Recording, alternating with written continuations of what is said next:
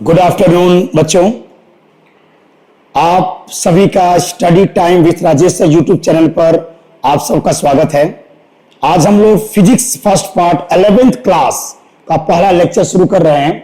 इसको part wise में बना दूंगा क्योंकि बच्चों को कंफ्यूजन हो रहा है कि कौन सा पार्ट नहीं समझ पा रहा है, तो मैं हर वीडियो में पार्ट लिख दूं। ये पार्ट फर्स्ट बन रहा है, अगला आपका पार्ट सेकंड, थर्ड, फोर्थ ऐसे लिखते जाऊंगा ताकि आपको थोड़ा समझने में दिक्कत को ना हो। बहुत अच्छा लेक्चर है। जनरली क्या होता है ना कि जो 11th 12th के जो बच्चे होते हैं 12th के बैच को तो सीरियस पढ़ते हैं, लेकिन 11th के बैच को या 11th का पूरी किताब को अच्छी तरह से नहीं पढ़ पाते हैं और आगे जाकर के नीट में जेई में बड़ी परेशानी का सामना करना पड़ता है। क्योंकि 11th अगर बेहतर आपका नहीं है तो 12th भी बेहतर नहीं होगा और ना ही नीट और जेई आप सॉल्व कर पाएंगे। इसलिए 11th क्लास को अच्छी तरह से पढ़ना बिल्कुल जरूरी है। ठीक है, तो चलिए शुरू करते हैं। पहला चैप्टर हम लोग का है यूनिट एंड मेजरमेंट, मात्रक एवं मापन क्या होता है। तो सबसे पहले थोड़ा शुरुआत करेंगे कि फिजिक्स का मतलब क्या होता है। फिजिक्स शुरू पढ़ने जा रहे हैं तो फिजिक्स किसे कहते हैं ये थोड़ा सा समझ में आना चाहिए। What is the meaning of physics. Physics जो शब्द है, व्हाट इज फिजिक्स। फिजिक्स एक ग्रीक भाषा का शब्द है और ग्रीक भाषा में फिजिक्स का मतलब होता है नॉलेज ऑफ नेचर, प्रकृति का ज्ञान। जितनी भी नेचुरल फिनोमेनाएं हो रही हैं, जितनी भी प्राकृतिक घटनाएं होती हैं, जैसे आकाश का रंग नीला क्यों होता है, ये फिजिक्स की जिम्मेदारी होती है। रेनबो कैसे बनते हैं, 7 रंग कहां से आ जाते हैं, इसको फिजिक्स समझा सकता है। और एक प्राकृतिक घटना सूर्योदय जब होता है या सूर्यास्त होता है तो लाल रंग का क्यों हो जाता है, इन सारी फिनोमेनाओं को फिजिक्स आसानी से समझा सकता है। जैसे अगर मान लीजिए कोई चीज सेब टूटता है या कोई वस्तु को छोड़ने पर नीचे की तरफ क्यों गिरती है, ग्रेविटेशनल जो लॉ है वो एक नेचुरल लॉ होता है। तो फिजिक्स क्या करता है, फिजिक्स की जो जिम्मेदारी होती है, फिजिक्स का शब्द का मतलब है नॉलेज ऑफ नेचर, प्रकृति का ज्ञान। और फिजिक्स क्या करता है, तो it is the study of natural law and concept of space, time, motion, energy and matter. Physics की जो मेन जिम्मेदारी होती है कि वह, जैसे आप पढ़े होंगे, E बराबर mc स्क्वायर, E बराबर mc स्क्वायर, यानी कि एनर्जी और मैटर के बीच में जो इंटर कन्वर्जेंस हो रहा है, इसको भी फिजिक्स हम लोग कवर कर सकते हैं। हालांकि अभी एक ही पहलू हम जानते हैं, हम मास को एनर्जी में कन्वर्ट कर सकते हैं, लेकिन एनर्जी मास में कैसे कन्वर्ट होती है अभी इस पर रिसर्च जारी है। अभी एनर्जी को मास में कन्वर्ट करना हम लोग नहीं जानते हैं, लेकिन मास को एनर्जी में कन्वर्ट किया जा सकता है। जैसे लकड़ी है, लकड़ी को जलाएंगे तो क्या बनेगा, एनर्जी पैदा होगी। अब उस एनर्जी से लकड़ी बना दीजिए, ये मुश्किल होगा ना, लेकिन फिजिक्स का फार्मूला करके पॉसिबल है। एनर्जी को मास में कन्वर्ट कर सकते हैं, एनर्जी को मास में कन्वर्ट किया जा सकता है। तो मास अगर एनर्जी में कन्वर्ट हो सकता है तो एनर्जी भी मास में कन्वर्ट हो सकता है। E बराबर mc स्क्वायर, जितने भी फिजिक्स में आने वाले रिलेशंस होते हैं वह रिवर्सिबल होते हैं, यानी अगर मास एनर्जी में कन्वर्ट होता है तो एनर्जी भी मास में कन्वर्ट हो सकता है। होगा भी फ्यूचर में, भविष्य में कोई साइंटिस्ट ऐसा होगा जो एनर्जी को मास में कन्वर्ट कर सकता है। फिलहाल में अभी हम एनर्जी मास में कन्वर्ट होता है ड्यूरिंग फोटोसिंथेसिस, लेकिन साइंटिस्ट को इंस्ट्रूमेंट द्वारा, किसी मशीन द्वारा हम एनर्जी को मास में कन्वर्ट नहीं कर सकते हैं। फिर भी फिजिक्स की जो मेन जिम्मेदारी होती है, एनर्जी कंजर्वेशन करता है, एक प्रकार की ऊर्जा को दूसरे प्रकार की ऊर्जा में बदल देता है। जैसे मान लीजिए पंखा है तो पंखा क्या करता है, इलेक्ट्रिकल एनर्जी को बदल देता है काइनेटिक एनर्जी में। मोटर क्या है, मोटर वही काम करता है। मोटर के अंदर जब करंट हम भेजेंगे तो इलेक्ट्रिक जो मोटर होता है वह भी आपके इलेक्ट्रिकल एनर्जी को बदलता है काइनेटिक एनर्जी में। डायनामो क्या होगा, तो डायनामो उल्टा काम करेगा। डायनामो या काइनेटिक एनर्जी को बदलेगा किसमें, इलेक्ट्रिकल एनर्जी में कन्वर्ट करता है। चलो, तो जितने भी डिवाइस होते हैं, माइक्रोफोन या साउंड एनर्जी को बदल देता है आपकी इलेक्ट्रिकल एनर्जी में। लाउड स्पीकर वह इलेक्ट्रिकल एनर्जी को बदल देता है साउंड एनर्जी में। तो फिजिक्स का जो मेन होता है, यह नेचुरल लॉ को ढूंढता है। प्रकृति में बहुत सारे नियम हैं, बहुत से नियम साइंस नहीं जानता है, उन नियमों को फिजिक्स ढूंढता है और उस नियमों के आधार पर कुछ फिजिक्स से कुछ नियम बनाए जाते हैं और उन नियमों के आधार पर जो फिजिक्स होता है मानव जीवन के लिए कुछ उपयोगी वस्तुओं का निर्माण कर देता है। जैसे मान लीजिए न्यूटन साहब ने ग्रेविटेशनल की खोज कर दिया, F बराबर कैपिटल G m1m2/r²। अब उसके नियम पर हम क्या करते हैं, सैटेलाइट को स्थापित कर देते हैं। उस सैटेलाइट के माध्यम से हमारा इंटरनेट, मोबाइल काम करता है। तो फिजिक्स प्रकृति में पाए जाने वाले नियमों को ढूंढता है, रिसर्च करता है, उन पर नियम बनाता है और नियमों की सहायता से भौतिक जीवन में आने वाले कुछ इंस्ट्रूमेंटों का, मशीनों का निर्माण करता है। तो जितनी भी प्राकृतिक घटनाएं हैं वो क्यों होती है, इसको फिजिक्स आसानी से समझा सकता है। अगला हम देखते हैं, अगला अगर हम लोग लेक्चर्स देखें तो अगला हम लोग कंसेप्ट है फिजिकल क्वांटिटीज। ये बहुत अच्छा टॉपिक है। फिजिकल क्वांटिटीज क्या होती है? भौतिक राशियां। हिंदी में अगर मैं नाम लिखूं इसका, भौतिक राशियां। भौतिक राशियां, थोड़ा यूपी बोर्ड के बच्चे भी देखते चलेंगे। भौतिक राशियां, फिजिकल क्वांटिटीज। तो physical quantities which can be measured, and in the term of which the law of physics can be expressed. यानी कि भौतिक राशियां का मतलब, फिजिकल क्वांटिटीज का मतलब जिसको नाप सकते हैं, जिसका हम मेजरमेंट कर सकते हैं। जिसको आप मेजरमेंट कर सकते हैं वो फिजिकल क्वांटिटीज में आ जाएगा। और जिसको मेजर नहीं कर सकते हैं, जैसे मान लो लेंथ है, लंबाई है, लंबाई को नाप सकते हैं, मास को नाप सकते हैं, टाइम को नाप सकते हैं, है ना। तो जिसको एरिया नाप सकते हैं, वॉल्यूम नाप सकते हैं, स्पीड नाप सकते हैं। तो जो जिसका मेजरमेंट हो सकता है, the physical quantity which can be measured, वो हो जाएगा, माने जिस चीज का मापन हो सकता है, जिसको नाप सकते हैं ना, उसको हम कहेंगे फिजिकल क्वांटिटीज। और जिसको नहीं नाप पाएंगे उसको हम फिजिकल क्वांटिटीज के अंतर्गत नहीं नाप पाएंगे।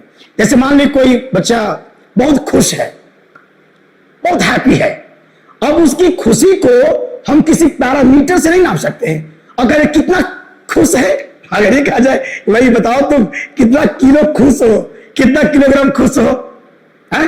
तो खुशी को नापने का कोई पैरामीटर हमारे पास नहीं है। या कोई बहुत बच्चा दुखी है, उस दुख माने कि खुशी को या दुख को या प्यार को, लव नॉट बी मेजर्ड। माने कि प्यार, मम्मी आपसे बहुत प्यार करती हैं, पापा आपसे बहुत प्यार करते हैं, और कहा कि मम्मी आपसे कितना प्यार करती है, this love can not be measured. बस फील कर सकते हैं, अनुभव कर सकते हैं। तो कुछ ऐसी चीज होता है जिसको हम मेजरमेंट जिसका नहीं हो सकता है ना। मेजरमेंट है गुस्सा, बहुत आदमी गुस्सा है, कितना गुस्सा है, हम एक इंसान बहुत गुस्सा है, अब तुम कितना किलोग्राम गुस्सा हो, not be defined, not be defined. तो जिन चीज का मापन हम नहीं कर सकते हैं उन्हें हम भौतिक राशियों में नहीं रखेंगे, उसको फिजिकल क्वांटिटीज में नहीं रखा जाएगा। ओके, तो कौन कौन फिजिकल क्वांटिटीज में नहीं आ पाएगा? जैसे आपका लव जो है वो फिजिकल क्वांटिटी नहीं है। Love can not be measured, love can not be measured हो गया। और क्या हो गया? हैप्पीनेस, खुशी ना, खुशी कैन नॉट बी मेजर्ड, कोई पैरामीटर नहीं है। दुख है, बहुत दुखी है, उसको भी नापने का कोई पैरामीटर नहीं है ना। तो इन सब, गुस्सा, और कोई बहुत गुस्सा है तो गुस्सा को भी हम नहीं नाप सकते हैं।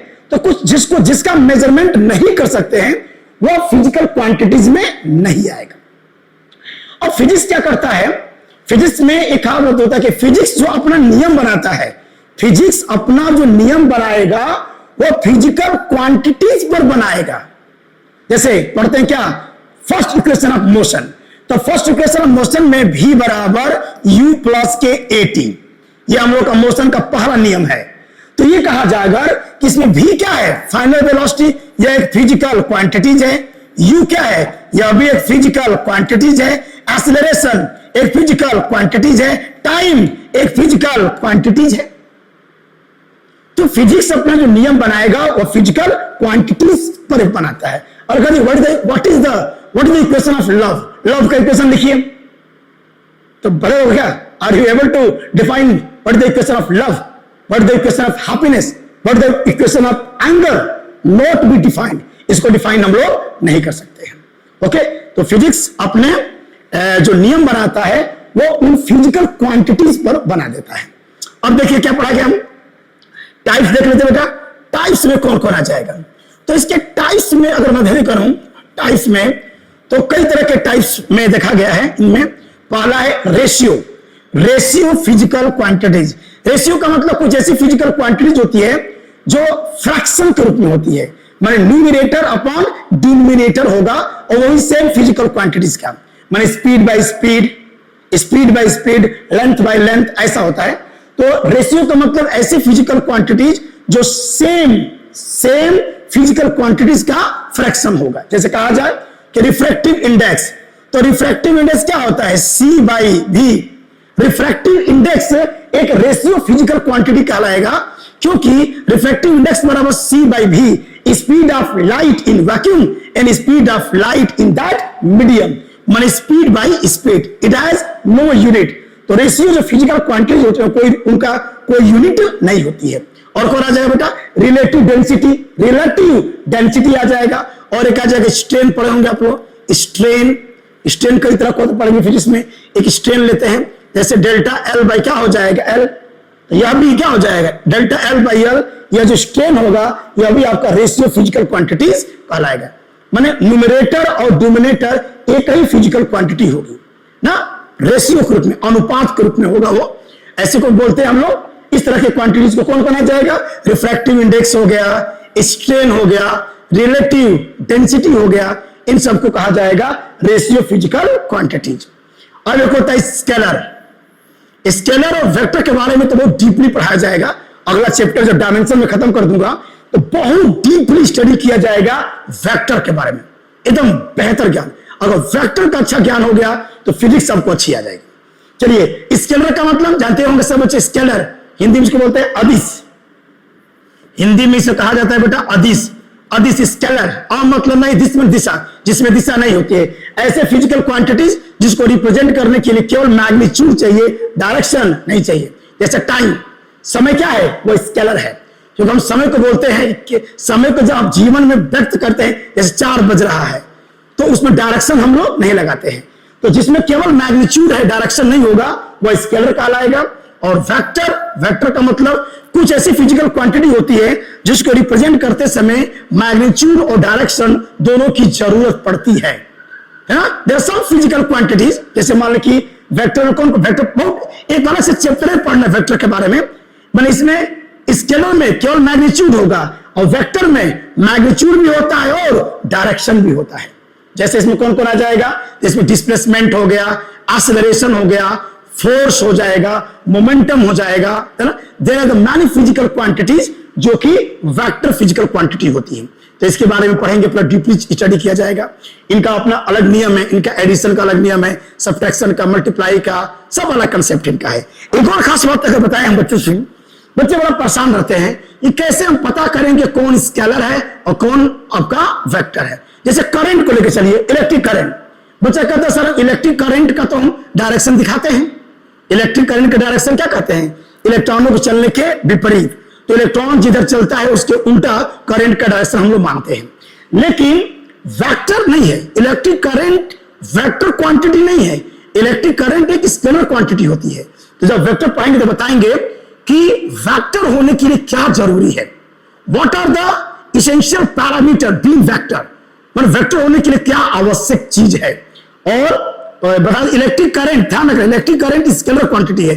प्रेशर, प्रेशर भी स्केलर क्वांटिटी होता है। इन सब के बारे में डीपली चैप्टर होगा जो हम अगला चैप्टर में ध्यान करेंगे। अभी को सिंपल जान लीजिए, स्केलर केवल मैग्नीट्यूड, डायरेक्शन नहीं होगा। वेक्टर मैग्नीट्यूड भी होगा और डायरेक्शन भी होगा। और एक है टेंजर, एक होता है बेटा टेंजर, इट इज सो डेंजर। टेंजर, टेंजर को देखा जाए, टेंजर क्या होगा बेटा? टेंजर फिजिकल क्वांटिटीज क्या होती है? टेंजर का मतलब यह होगा, टेंजर एक ऐसी फिजिकल क्वांटिटी होती है, ध्यान दीजिएगा, टेंजर मतलब it has not any specified direction. इसमें कोई स्पेसिफाइड डायरेक्शन नहीं होता है, कोई स्पेशल कोई डायरेक्शन नहीं होगा, इसमें कोई स्पेसिफाइड डायरेक्शन नहीं होता है। लेकिन अलग अलग डायरेक्शन में अगर इसको मेजर किया जाता है तो उसकी वैल्यू क्या होती है? अलग अलग आती है। क्या गजब की चीज है। It has no any specified direction, इसकी कोई विशिष्ट दिशा नहीं होगी। But when it is measure in different direction, जब इसको अलग अलग डायरेक्शन में जब इसको हम मेजर करेंगे तो इसकी वैल्यू क्या होती है? अलग अलग आती है। लेट मी एक्सप्लेन, एक प्रश्न करते हैं, देख लीजिए कैसे। अगर इसको टेंजर को एक्सप्लेन किया जाए तो इसका आंसर है moment of inertia. Moment of inertia, 11th का फिजिक्स बहुत अच्छा फिजिक्स है बेटा, एकदम जान है फिजिक्स की, एकदम मजा आएगा पढ़ के फिजिक्स को। एक एक चीज, एक एक कंसेप्ट को सीखेंगे हम लोग। तो टेंजर में क्या होगा, एक वर्ड मिलेगा, रोटेशनल चैप्टर पढ़ेंगे हम लोग, रोटेशनल मोमेंट ऑफ इनर्शिया क्या होता है। तो मोमेंट ऑफ इनर्शिया में पार्टिकल आई बराबर एम आर स्क्वायर होता है। जरा देखिएगा ध्यान से, अगर मैं ये कहूं दिस इज एक्स एक्सिस और ये क्या है बेटा, वाई एक्सिस मान लेते हैं, और यहां पे एक पार्टिकल है बेटा एम, और इसका कोऑर्डिनेट है मान लेते हैं एक्स और वाई। अगर इस पार्टिकल का मैं अलोंग एक्स एक्सिस, अगर एक्स एक्सिस के अलोंग अगर मैं इसका मोमेंट ऑफ इनर्शिया निकालूं आई एक्स, ये कितना होगा बेटा, यहां से लेके यहां तक एक्स होगा और यहां से लेके यहां तक तो क्या हो जाएगा, वाई हो जाएगा। तो उस पार्टिकल का जो रेडियस हो जाएगी आई एक्स बराबर हो जाएगा एम वाई स्क्वायर,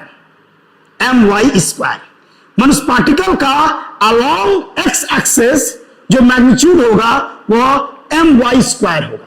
थोड़ा और समझिए क्या मैं कहना चाहता हूं। टेंजर मतलब it has no any specified direction, but when it is measured in different direction it occurs the different value। क्यों ऐसा होता है देख लीजिए। टेंजर में अब हम लोग कवर कर लेते, देखो बेटा एक पार्टिकल्स है, जैसे मान ली कि ये आपका रोटेशनल कर रहा है, इसका m है और रेडियस क्या है r है, तो I बराबर होता है बेटा एम आर स्क्वायर। बहुत अच्छा टॉपिक है, I माने मोमेंट ऑफ इनर्शिया, बहुत डीपली पढ़ेंगे इसको हम लोग। चलिए अब मान लो कि एक पार्टिकल है बेटा एक्स एक्सिस और ये हो जाएगा वाई एक्सिस, और ये देखिए एक पार्टिकल यहां पर है, इसका कोऑर्डिनेट मान लीजिए कि एक्स है और क्या है, वाई है। अगर इसका कोऑर्डिनेट एक्स और वाई होगा बेटा, तो अगर मैं इसको मिला दूं तो ये डिस्टेंस यहां से लेके यहां तक क्या हो जाएगा, आपका एक्स होगा, और ये डिस्टेंस यहां से लेके यहां तक क्या होगा, वाई होगा, और पार्टिकल का जो मास है वो कितना है, एम है। अगर उस पार्टिकल का मैं अलोंग एक्स एक्सिस के अबाउट अगर उसका मोमेंट ऑफ इनर्शिया मैं निकालूंगा, मोमेंट ऑफ इनर्शिया अबाउट ऐसे घूम रहा है, तो इसका आई एक्स का मान निकलेगा एम वाई स्क्वायर। क्यों बेटा, लेकिन अगर इसी पार्टिकल का वाई एक्सिस के थ्रू अगर मोमेंट ऑफ इनर्शिया निकालू मैं आई वाई, तो वह हो जाएगा एम एक्स स्क्वायर। अलग अलग वैल्यू आ गया है ना। तो मोमेंट ऑफ इनर्शिया टेंजर में आएगा, क्या आएगा, टेंजर में आएगा। It has no any specified direction, in spite of this when it is measured in different direction we occurs the different value, हमको अलग अलग वैल्यू प्राप्त हो जाती है। एक और देखा जाओ, अगला है फंडामेंटल क्वांटिटीज, और एक होता है derived. Fundamental quantities those quantities which do not depend on other physical quantities, जो दूसरों पर निर्भर नहीं करेगा ना, जो दूसरों पर डिपेंड, जैसे कलर, जो आर्टिस्ट होता है बेटा, देखोगे जो आर्टिस्ट होते हैं उनके पास कुछ फंडामेंटल कलर होते हैं, और उन दो कलरों को मिक्स करके नया कलर जनरेट कर देता है। लेकिन कुछ कलर ऐसे होते हैं जिनको मिक्स करके डेवलप नहीं किया जा सकता है, that is called the primary colour, the fundamental colour. उसी तरह से जो फिजिकल जो क्वांटिटी होती है, फिजिकल क्वांटिटीज, जी physical quantities they are independent, completely independent, they are not obtain with the help of another physical quantities, उसको हम लोग बोलेंगे फंडामेंटल। फंडामेंटल मूल राशियां, हिंदी में मूल राशियां किसी अन्य पर निर्भर नहीं करेंगी।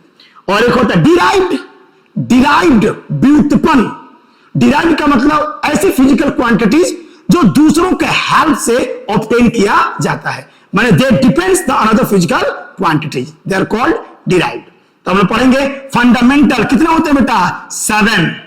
There are 7 fundamental quantities and rest are known as derived quantities.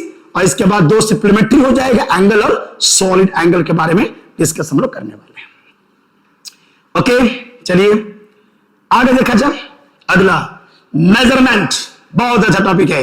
Measurement का मतलब क्या होता है, मेजरमेंट मापन क्या है, ए बेटा मापन किसे कहते हैं, what is the meaning of measurement, एक बहुत अच्छा टॉपिक है।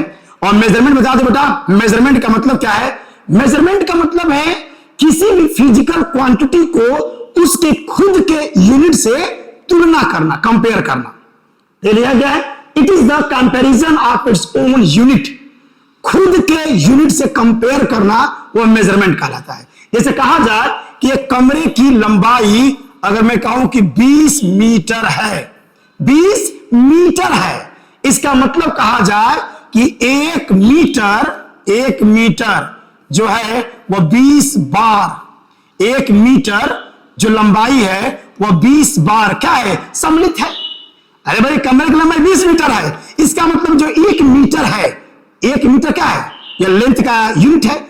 एक कमरे की लंबाई 20 मीटर है, इसका मतलब उसमें 1 मीटर 20 बार क्या है, सम्मिलित किया गया है। ओके, तो ध्यान रखना, measurement is the comparison of any physical quantity to its own unit. खुद के मात्रक से कंपेयर करना, यह कहा जाएगा आपका मेजरमेंट। तो मेजरमेंट को जानने के लिए देखिए, इसलिए मेजरमेंट के लिए सबसे इंपॉर्टेंट है आपका यूनिट के बारे में जानकारी। देखिए फिजिक्स में कोई भी आंसर आप दे तो यूनिट के साथ आंसर दीजिए। आप जब न्यूमेरिकल फिजिक्स का लगाते हैं तो पूरा खेल, मैक्सिमम खेल यूनिट का होता है। इसमें सिखा दूंगा मैं एक यूनिट को दूसरे यूनिट में कन्वर्ट करने का ट्रिक, जल्दी से कैसे कन्वर्ट कर सकते। एक तो डायमेंशन मेथड है, तो डायमेंशन मेथड से फास्ट नहीं आ पाएगा, डायमेंशन में टाइम लगता है, लेकिन without you dimension trickly we can able to convert one unit to the another unit में तेजी के साथ हम लोग कन्वर्ट कर सकते हैं। लेकिन फिर भी एक चीज बताएगा, अगर हम लोग यूनिट के बारे में अगर सीखेंगे भी, यूनिट क्या होता है, एक जब किसी फिजिकल क्वांटिटीज को रिप्रेजेंट किया जाता है बेटा, जब किसी फिजिकल क्वांटिटी को रिप्रेजेंट किया जाता है तो उसमें 3 चीजों को दिखाने की प्रयास किया जाता है। पहला, उसमें न्यूमेरिकल वैल्यू उसकी क्या है, उसकी न्यूमेरिकल वैल्यू क्या है, उसका यूनिट क्या है बेटा, और उसका डायरेक्शन क्या है। इतनी चीजों को दिखाने की हमको जरूरत पड़ती है। अगर मान लीजिए कि हम लोग का जो फिजिकल क्वांटिटी स्केलर है, अगर स्केलर फिजिकल क्वांटिटी है तो उस स्केलर फिजिकल क्वांटिटीज को रिप्रेजेंट करने के लिए हमको केवल 2 चीज की जरूरत पड़ेगी। पहला, numerical value and its unit. तो जब भी किसी फिजिकल क्वांटिटी को रिप्रेजेंट करोगे तो उस फिजिकल क्वांटिटीज में एन भी न्यूमेरिकल वैल्यू इनटू यूनिट करके दिखाया जाएगा। जैसे मान लो कहें कि यू, तो यू बराबर 40 मीटर पर सेकेंड, तो ये जो 40 है यह इसकी न्यूमेरिकल वैल्यू है, और जो मीटर पर सेकेंड है यह कहलाएगा इसकी यूनिट। क्या कहलाएगा बेटा, इसकी यूनिट कहलाता है। ओके, इसकी यूनिट आपके अंतर्गत आ जाएगा।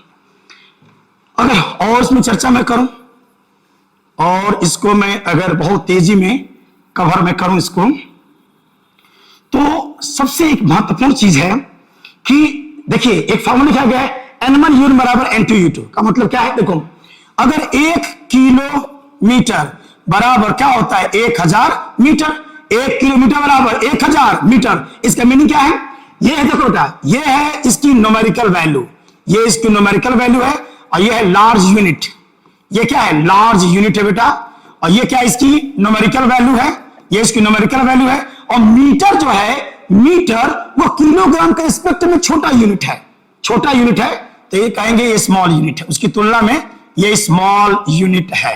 जरा देखना बेटा, जब भी यूनिट चेंज होता है, जब यूनिट को चेंज करोगे, ध्यान देखो, देखिए जब यूनिट चेंज हुआ है तो उसकी न्यूमेरिकल वैल्यू भी चेंज हुई है। लेकिन देखिए अगर लार्ज यूनिट छोटे यूनिट में चेंज हुआ है तो उसकी न्यूमेरिकल वैल्यू क्या हो गई है, इंक्रीज कर गई है। इसका मीनिंग हुआ कि न्यूमेरिकल वैल्यू और यूनिट में इनवर्सली का रिलेशन होगा, उल्टा रिलेशन होगा। अगर यूनिट बड़ा होगा तो न्यूमेरिकल वैल्यू छोटी हो जाएगी। ओके, लगा दीजिए फार्मूला, तो हो जाएगा n बराबर के यू, या हो जाएगा एन यू बराबर के मैंने कांस्टेंट, और फार्मूला बनेगा n1 u1 बराबर n2 u2। ये है एक इंपॉर्टेंट फार्मूला, जब किसी फिजिकल क्वांटिटी को हम लोग रिप्रेजेंट करते हैं, ये वाला हम लोग यूज करेंगे। ओके बेटा, चलिए अब सबसे मीनिंग इंपॉर्टेंट चीज, what is the meaning of unit, होता क्या है, यूनिट का मतलब थोड़ा समझ ले। यूनिट क्या है, मात्रक किसे कहते हैं, मात्रक क्या है बेटा, ये बहुत एक अच्छा डाटा है। What is the meaning of unit, देखिए यूनिट को अगर मैं डिफाइन करूं, हिंदी में इसको बोलते हैं मात्रक, पूरा खेल यूनिट का है बेटा। फिजिक्स में बहुत इंपॉर्टेंट होता है यूनिट, यूनिट इंपॉर्टेंट डाटा होता है। यूनिट का मतलब क्या होगा, मात्रक किसे कहेंगे, तो मात्रक का मतलब तो हम याद कीजिए एक मानक रूप है। मात्रक माने मानक रूप, यह एक मानक रूप है। माने it is a standard form, यह स्टैंडर्ड एक फॉर्म होगा, यह एक स्टैंडर्ड फॉर्म, माने इसमें मान लिया जाएगा कुछ। जैसे मैं कहूं कि क्या है बेटा, ये क्या है, तो को है ना, ये मान लिया गया है कि इस सिंबल को हम लोग क्या कहेंगे, को कहेंगे। क्या कहेंगे, इसका कोई, इसे को क्यों कहेंगे, कोई जवाब नहीं इसका। इसे को क्यों कहेंगे, यह मान लिया गया है कि ऐसा कोई संकेत बनेगा तो इस कूट को, इस संकेत को हम लोग को कहेंगे। वैसे ही क्या होता है कि जब भी मात्रक बनाए जाते हैं, जब यूनिट बनाया जाता है तो उसमें कुछ माना जाता है। होता क्या है, जिस फिजिकल क्वांटिटी को मेजर करना होता है, उसी फिजिकल क्वांटिटी के एक डिफिनिट अमाउंट को मानक रूप देते हैं। माने मानक मानकर उसे कोई नाम देंगे, स्वेच्छा से कोई नाम दे दिया जाएगा, और वह जो नाम होगा इंटरनेशनली एक्सेप्टेबल होना चाहिए। That is called unit. वह मात्रक कहलाएगा। मात्रक जो है, यूनिट है, वह क्या स्टैंडर्ड फॉर्म है। जो साइंटिस्ट बना रहा है वह कुछ एक मान लेता है कि इस चीज को मैंने पढ़ने में सुविधा हो, उस फिजिकल क्वांटिटी का एक स्टैंडर्ड फॉर्म लेगा और उसे स्वेच्छा से कोई नाम दे देगा, और वह नाम इंटरनेशनली एक्सेप्टेबल हो जाता है। That is called unit. जैसे देखिए, लेकिन ध्यान रखना, यूनिट को बनाते समय कुछ सावधानी बरतनी पड़ती है।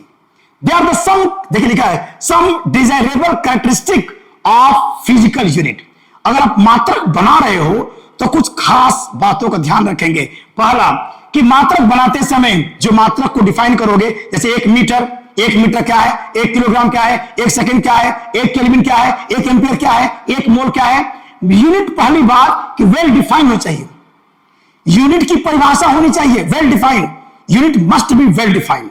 दूसरा, यूनिट जो हम बना रहे हैं, जैसे 1 मीटर, तो 1 मीटर हमने कुछ लंबाई लेंगे, जो हम लोग को जो 1 मीटर जो स्केल बनाएंगे, या 1 किलोग्राम का जो हम बॉडी बनाएंगे, वो बहुत छोटा, neither too small not too large.